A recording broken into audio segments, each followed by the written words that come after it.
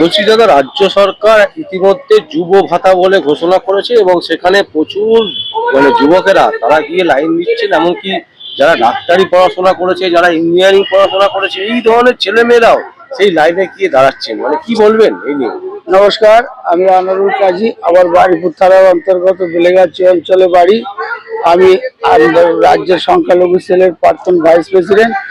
এই যুব নিয়ে যে কথা বলছেন, দেখুন, এই মমতা ব্যানার্জি এমন কোনো কিছু অসহ্য কাজ করেনি যে এনার দ্বারা অসম্ভব হয়েছে। ইনি পুলিশকেও মেরেছে, পুলিশ দিয়ে বাংলাটাকে কবজা করে রেখেছে এবং নিজেদের নেতা নেত্রী চোট্টা সাইজের চাকরিগুলো চুরি করেছে। এখন দেখছে যে এগুলো বাঁচার তাগিদা, এখন এটাকে কোনো কায়দায় কন্ট্রোল করার কারণে এই যুব ভাতা দিয়ে এটা তার বলতে চাইছে যে আমি তো তোমাদের দেখছি এই চাকরি চুরিটাকে চাপা দেওয়ার জন্য এবং বালি চুরিটাকে কন্ট্রোল করার জন্য, বিভিন্ন দুর্নীতিটাকে চেপে রাখার জন্য এটা মমতা ব্যানার্জির এটা একটা সূক্ষ্ম প্ল্যান। এবং এইটাই চিটিংবাজি, এই চিটিংবাজ ব্যানার্জির এই চিটিংবাজি হচ্ছে এটা পশ্চিমবাংলার এই আগে 21-এ দিয়েছিল প্রত্যেকটা একটা ঘরে মোবাইল, যারা উচ্চ মাধ্যমিক পড়ে। আর এবারে এই যুবটাই করেছে। তার আমি তোমাদের চাকরি দিতে পারিনি, চাকরির টাকাগুলো খেয়ে শেষ করেছি, এতে কোনো অসুবিধা নেই। আমি তো একটা ভাতা দিচ্ছি, তোমাদের মদের দামও বেড়ে দেবো, দিলে আবার এই পয়সাটা ওইদিকে চলে যাবে। আমার নাম মমতা ব্যানার্জি। আমি মুসলমান কা খায়গা আর মুসলমান ভোট মে জিতেগা, আর মুসলমানের পা থেকে মাথা পর্যন্ত কুপিয়ে শেষ করে দেবো।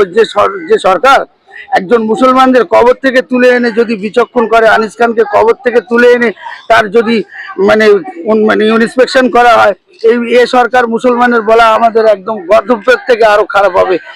কি সরকার জানেন? এ মুসলমানের খাবে, মুসলমানের ভোটে জিতবে, মুসলমানের ভোটে নবান্ন দখল করবে আর মুসলমানের খুন করবে। এর নাম হলো মমতা ব্যানার্জি। এ কখনো কোনো মানুষের উপকার নাই। এ হলো ক্ষমতা লোভী, আর ক্ষমতায় টিকে থাকা এর বিভিন্ন রণকৌশল। এ দেশের কোনো উন্নয়ন করতে আসেনি দাদা। না, আমরা বিভিন্ন জায়গায় দেখেছি যে মুসলিম পাড়া যেখানে সেখানে কোনো উন্নয়ন হয়নি, অথচ একটা দিকে বাঙালি পাড়া বা বামন পাড়া, এরকম বর্ধমানের বিস্তীর্ণ এলাকা আমরা ঘুরেছি, সেখানে গিয়ে দেখলাম এই ধরনের জিনিস। তাহলে অনেকে বলে যে মুসলিমদের নাকি দরদি হচ্ছেন মমতা ব্যানার্জি। আপনার কি মনে হয়? দেখুন, এরই হচ্ছে মুসলিম দরদ। এনার হচ্ছে ধান্দাটা হচ্ছে ক্ষমতায় টিকে থাকা দরদ। এ কারোর দরদ করে না।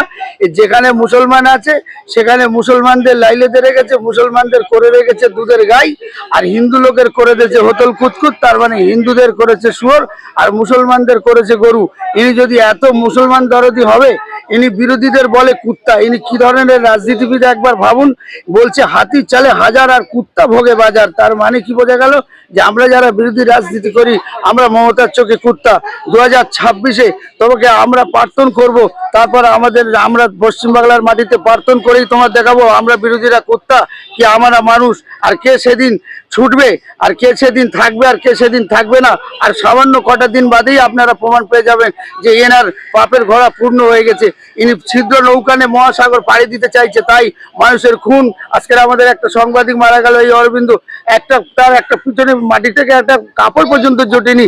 একটা সরকার, একে আমরা অপদার্থ মনে করি। অপদার্থ সরকার, চোর সরকার, 2 নম্বর সরকার। এর কোনো জ্ঞান আক্কেল হদিস বিবেক কিচ্ছু নেই। এর মানুষের মধ্যে পড়ে না দাদা। এতে যদি ওনার কষ্ট হয়, আমার বিরুদ্ধে কিছু করার থাকে উনি করবে, আমাদের কোনো যা আসে না।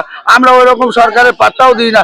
আমরা আজ 10 বছর 15 বছর ধরে আমরা দেখে আসছি, উনি সকাল থেকে সন্ধ্যে পর্যন্ত শুধু মিথ্যা, রাত হয়ে গেলে সেটা পাল্টে দেবে। ও একদম সারাদিন ধরে মিথ্যা। উনি 100-র মধ্যে পুরো 100 মিথ্যা কথা বলে। উনি সত্যি ওনার মধ্যে নেই। আর সত্যি যদি থাকতো, বাংলার মানুষ আজকের পশ্চিমবাংলা কোটোবাটি নিয়ে হাহাকার হয়ে গেছে। মানুষ খালি ঠাটে বাটে ঘুরে বেড়াচ্ছে, মানুষের ভেতরটাকে একদম সর্বনাশ করে দিয়েছে এই চিটিংবাজ ব্যানার্জি। বলছি 2026-এ কি পরিবর্তন হবে এই বিধানসভায়?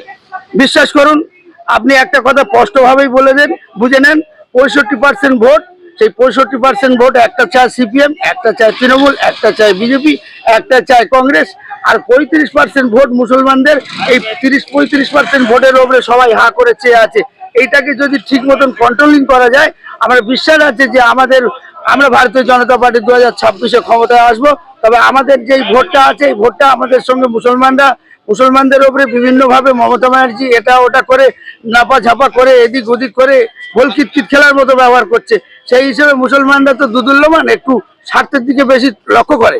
এই লক্ষ্যটা এদের মাথা থেকে হটে যাবে যে মমতার এই দুর্নীতিগুলো মাথায় যখন ঢুকে যাচ্ছে, আশা করি 2026-এ আমরা সরকারে আসবো, ভারতীয় জনতা পার্টি আসবো।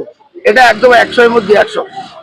আর এই যেমন প্রেস ক্লাবে বললো যে অরবিন্দের মৃত্যুর কিনারা আমরা এখন পাবো না, আমরা পাবো আগামী সরকার যখন আসবে তখন।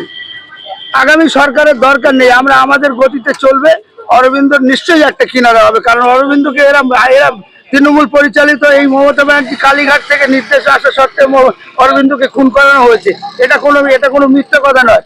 যদি এরকম অনিয়া বিচার না করতো, অভয়কে দেখেছেন তার প্রমাণপত্র লুটপাট, এর সঙ্গেও তো ঠিক তাই ব্যবহার করেছে। মানে এখন তাদের ফ্যামিলিগত দ্বন্দ্ব লাগিয়ে ধরে গেছে, পার্টিগত কালার।